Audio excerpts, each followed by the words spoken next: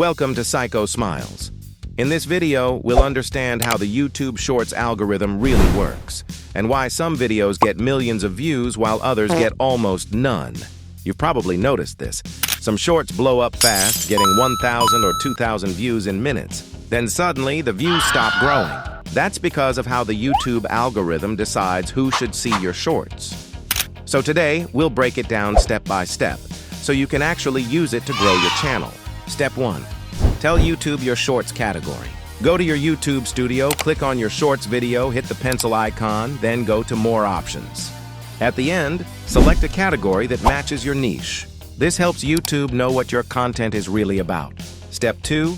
Use the right tags and hashtags. Always include hashtag shorts in your title or description. That tells YouTube it's a short video, not a long one. Then add 10-15 relevant tags or hashtags. Don't use too many. YouTube might think you're spamming.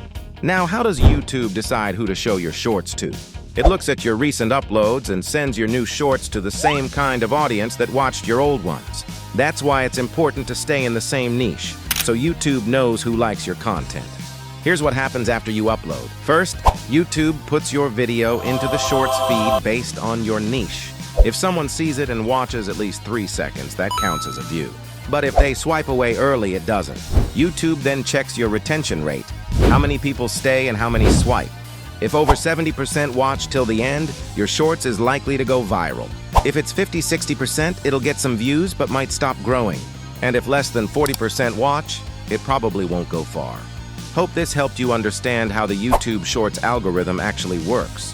In the next video, I'll upload a Shorts live and explain everything in detail. So make sure to subscribe and stay tuned.